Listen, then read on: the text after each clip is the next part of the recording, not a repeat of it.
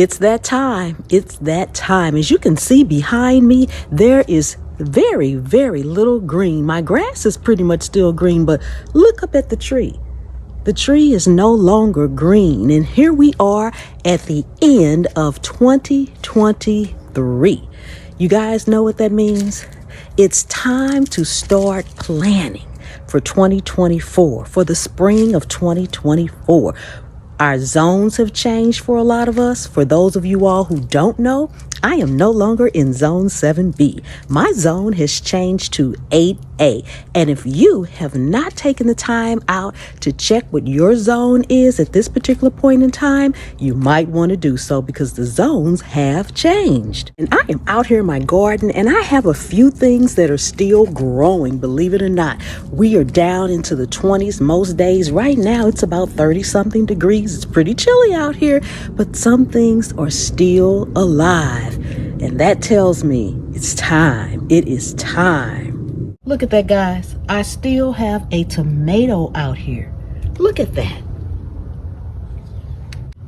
And my Swiss chard, it's still a little frosty out here because it's early morning yet. It's still in the 20s, but it perks up every day and it's still growing. Swiss chard is one of the things I love to grow year round because, as you can see, it can stand the frost.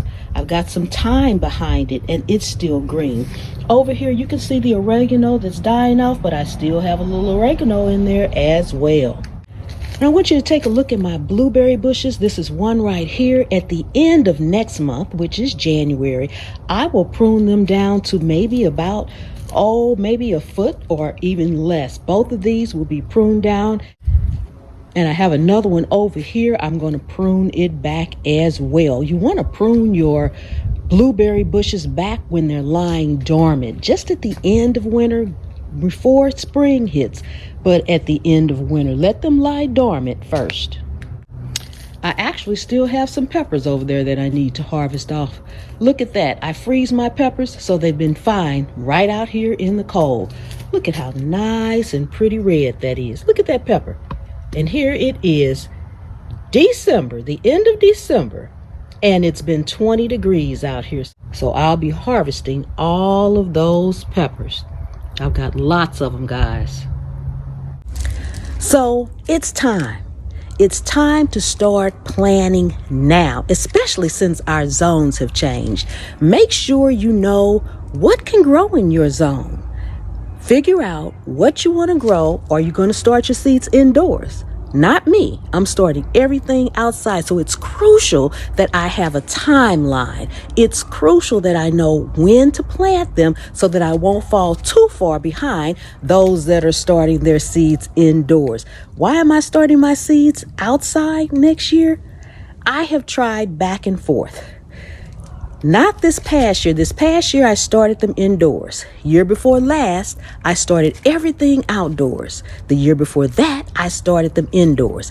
And so far, when I started all the ones that I started outdoors last year turned out beautifully.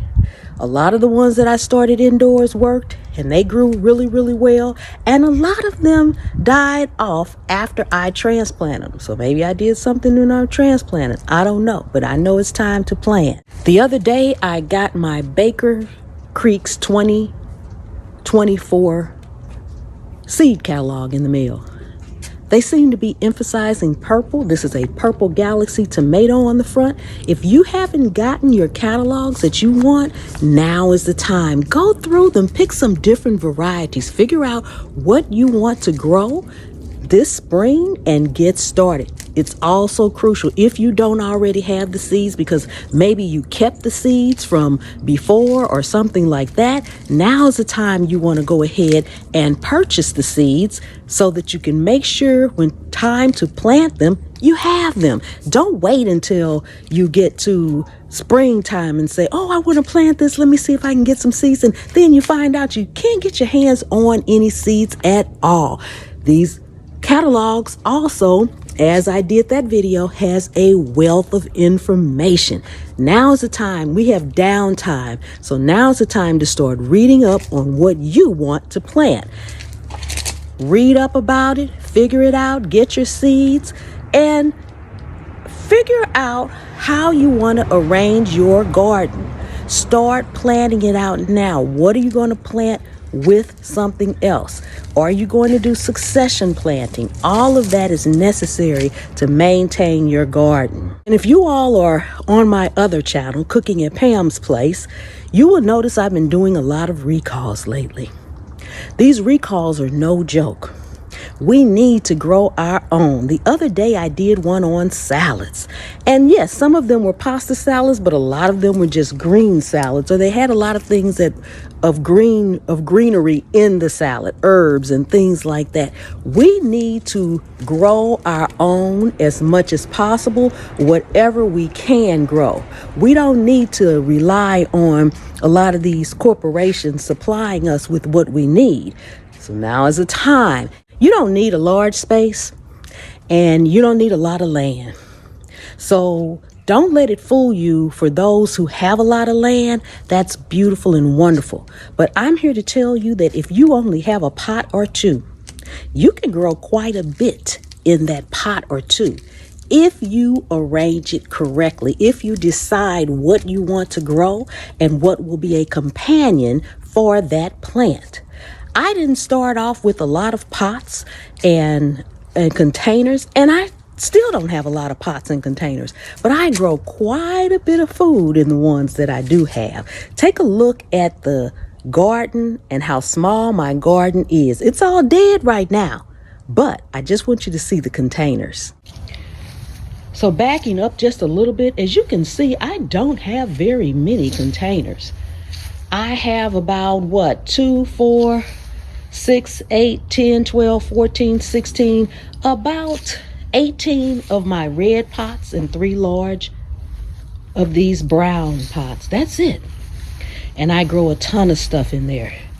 Looks like I got some ginger down there that needs to come up as well. So yes, I grow a lot of stuff. My onions are still growing right here.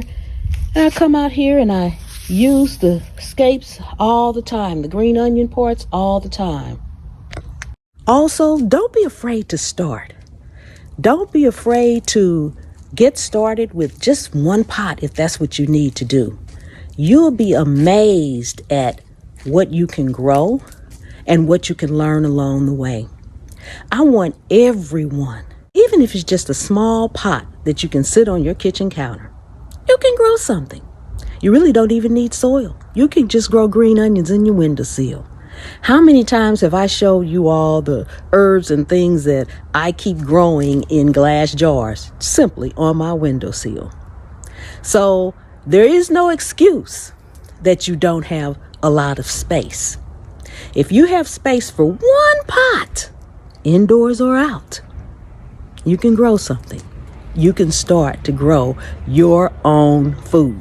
Expand as you can or switch it out. Grow something and can it, or grow something and dehydrate it, and then switch out and grow something different in the same pot come the next season.